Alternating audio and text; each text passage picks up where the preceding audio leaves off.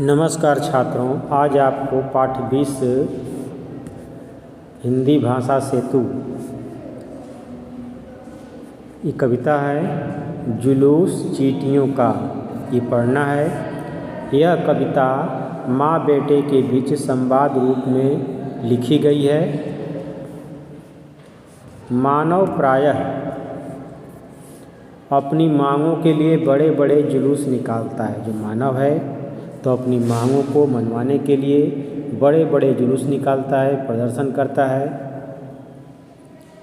बच्चे भी, जो छोटे बच्चे होते हैं, तो समाज में क्या हो रहा है, उम्र में जो बच्चों से बड़े लोग हैं वो अपनी मांगों को मनवाने के लिए क्या क्या करते हैं, उन सबको भी थोड़ा थोड़ा आभास होता है।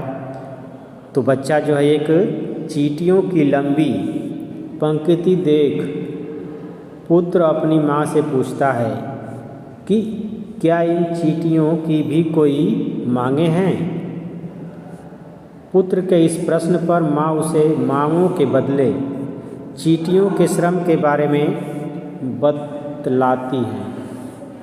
और चींटियाँ कितना श्रम करती हैं उसके बारे में बतलाती हैं। चींटियों की क्या मांग है उसके बारे में नहीं बताती हैं। उनको पता भी नहीं कि चींटियों की क्या मांगें हो सकती हैं। इस कविता में कवि ने अधिकार के बदले कर्तव्य तथा श्रम पर बल दिया है। देख चींटियों का जुलूस माँ, बच्चा अपनी माँ को कह रहा है कि देखो चींटियों का जुलूस निकला बहुत विशाल। बता रहा बच्चा कि देखो माँ, चींटियों का बहुत बड़ा विशाल जुलूस निकला हुआ है। क्या उनके हाथों में भी है जलती हुई मशाल। पूछ रहा है बच्चा अपनी माँ से कि क्या इन चींटियों के हाथों में भी जलती हुई मशाल है। जैसे लोग जुलूस में मशाल लेकर चलते हैं, तो पूछ रहा है क्या चींटियाँ भी अपने हाथों में मशाल ली हुई हैं। और यही पूछ रहा है कौन कौन सी इनकी मांगें। अपनी माँ से पूछ रहा है कि इन चींटियों की कौन कौन सी मांगें हैं, कैसा इनका हाल और इनका हाल क्या है, इनकी दशा क्या है, ये पूछ रहा है अपनी माँ से।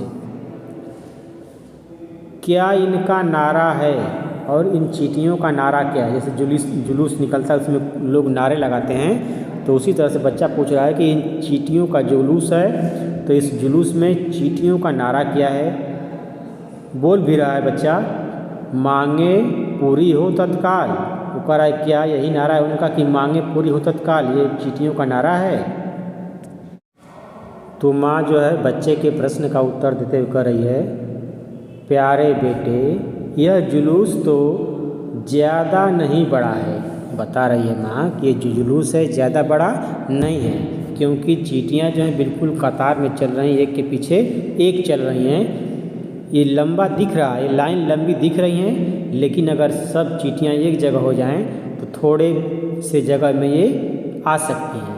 इसलिए वो बता रहे हैं कि जुलूस ज़्यादा बड़ा नहीं है और न इनकी मांगे कोई। और ये भी बता रही हैं कि इन चींटियों की कोई मांग भी नहीं है, न कोई झगड़ा।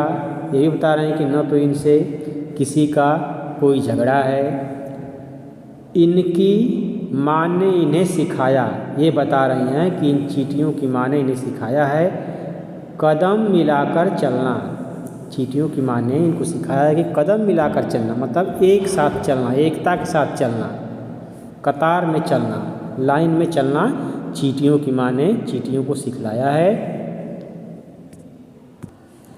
सुख की बीन बजाना, ये भी सिखलाया है कि शांति से रहना। सुख की बीन बजाना का मतलब शांति से रहना सिखलाया है। हंसना मतलब हंसते रहना, खुश रहना भी चींटियों की माँ ने चींटियों को सिखाया है। और कठिन श्रम करना, कठिन परिश्रम करना भी चींटियों की माँ ने उन्हें सिखाया है,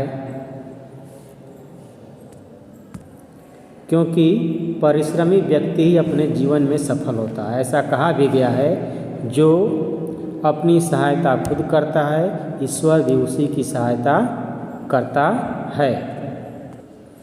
जैसे कि चींटियाँ जो है बहुत परिश्रम करती हैं, और चींटियाँ जो हैं अपने वज़न का 50 गुना, मतलब चींटी जितना वज़न होगी अपने वजन का 50 गुना अधिक वजन उठा लेती हैं।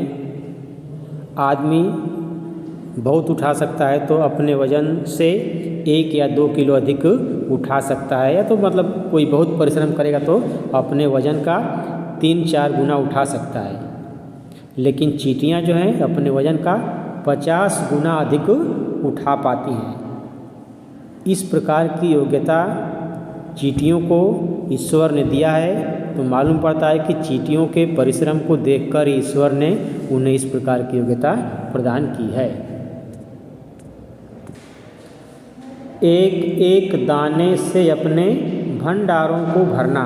चींटियों की माँ ने चींटियों को ये भी सिखलाया है कि अपने अन्न भंडार को एक एक दाने से एक एक दाने को ला करके भर देना, ताकि वर्षा में जाड़े में जिससे पड़े न भूखों मरना।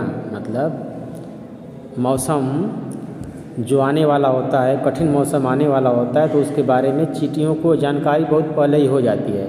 तो उस कठिन मौसम के लिए चींटियाँ अन्न इकट्ठा करके रखती हैं ताकि उनको उस कठिन मौसम में भूखों न मरना पड़े। आगे आपको ये शब्दार्थ लिखना है। विशाल, बड़ा, तत्काल, उसी समय, श्रम, परिश्रम, मेहनत, मसाल, पुराने ज़माने में लकड़ी पर तेल सना कपड़ा बांधकर उसे जलाया जाता था, वही मसाल होती थी, जिसको टार्च भी बोलते हैं। मांग, अधिकार रूप में कुछ मांगना। सुख की बीन बजाना, शांतिपूर्वक रहना। इसे आपको अपनी नोटबुक में लिख लेना है। सही विकल्प चुनें।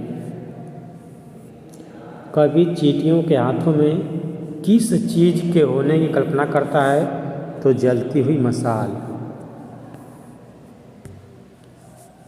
कवि ने चींटियों को देखकर जुलूस की कल्पना क्यों की है?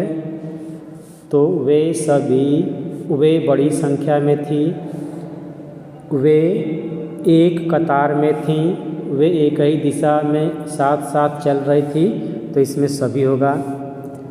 तीसरा है, चींटियों की माँ ने क्या सिखाया है? कदम मिलाकर चलना, सुख की बीन बजाना, कठिन परिश्रम या तो कठिन श्रम करना, ये सभी हो जाएगा, सभी चीज़ें सिखलाया है। चौथा है, प्रस्तुत कविता किस शैली में लिखी गई है? तो संवाद शैली में। इस कविता में किस किस के बीच संवाद हो रहा है? तो माता और पुत्र के बीच में।